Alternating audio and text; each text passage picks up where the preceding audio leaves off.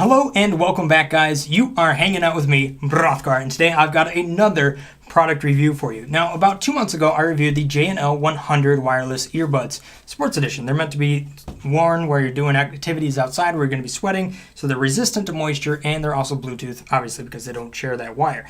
And I determined that they were a pretty good upgrade compared to something like your little analog earbuds that may have come with your smartphone. Obviously, you get away from the wire, so it's a nice convenient option at the cost of a couple of things. One of the concerns I didn't really like about the 100, or so say the things I didn't really like about the 100, was this long cable. That would probably be the biggest one. I did bundle this up and tape it so it was a lot smaller, and as you can see here in the 200 edition, they are changing up the ergonomics completely. It has kind of a stiff spring-like wire that runs between them. You can see it here, how they fold up like this and then they spring out. And the big difference here is that when you take these earbuds, you put them on, you kind of wear them like glasses, like this. Now, this is obviously the biggest difference between these two, is because normally this cable would hang down and it would droop over your neck. But when you wear this one, if you take a look at the back here, they kind of wear like glasses. So you put them on, and then this cable works back here. And since it's a bit of a spring, it works to kind of just keep that all attached in your ears and stuff like that. And you notice I did a little bit of an ear tug right there. That just sets the earbuds, or so we say the cushions in the earbuds, and allows you to get that noise isolation a little bit. I would say this is right around 30 to 40% as compared to plugging your ears. However, let's go ahead and take a look here at the back of the box to see if we can determine any differences besides the obvious ergonomics between the 100 and the 200. And then I'll finish up my review here by giving you my thoughts on the 200. So, compared to the 100, compared to the 100 is Bluetooth 4.0 and the 200 is Bluetooth 4.1.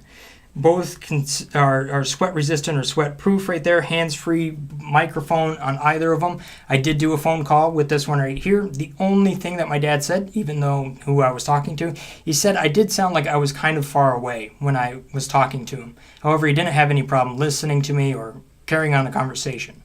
So that seemed to work out pretty good right there. That also has to do with the CVC 6.0, which you'll get on either one of these, which I believe has to do with the call quality or something like that. You can look it up for yourself. I looked it up and I think it had to do with the call quality, sort of noise canceling thing.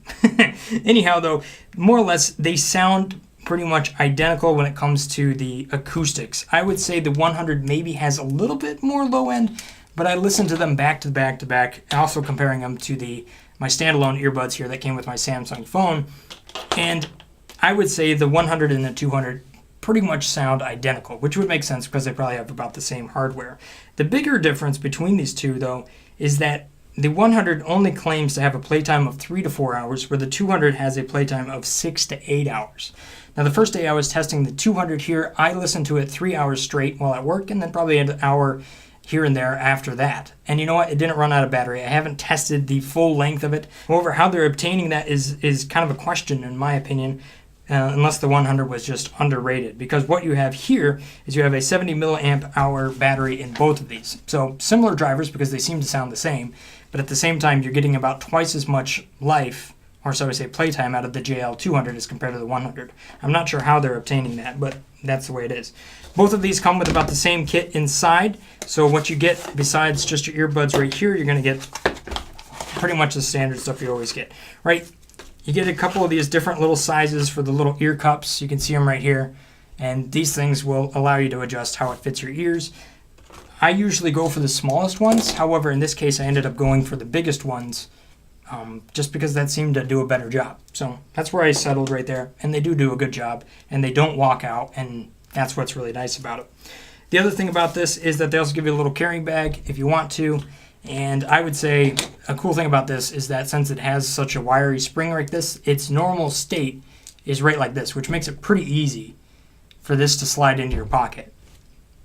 So I like that. Alright, so I think that does it for the comparison here between the 100 and 200, giving you a little bit of the differences. Obviously, the ergonomics are different, and it seems like you get a bit more playtime out of the 200 as compared to the 100.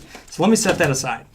Now, comparing the 200 to, let's say, something like your analog earbuds, which in this case came with my Samsung phone, audio quality, I would say these Bluetooth earbuds right here, the JL 200s, are about 95% of the audio quality that you get out of your analog earbuds. Obviously, I believe that is being lost when it's reinterpolated through the Bluetooth sort of streaming whatever that goes between them. But I still think they sound pretty good. They don't sound bad to me. They sound good, but they're obviously not going to replace like your monitoring earbuds or earphones if that's what you're going for. You'd have to pay a little bit more for that. These are $30, and they sound really quite good for $30, in my opinion. Now let me talk about my biggest issue with earbuds. For me, they have always been a problem for me because they have always walked out of my ear canals. So these little like barbs right here that just stick into your ear, for me, these just don't work at all. These will just slide out of my ear eventually. Some of them that have like the little foamy tips and are a little bit more grippy, those work, but I really seem to have to put a lot of effort into putting that into my ear, and they're just not comfortable.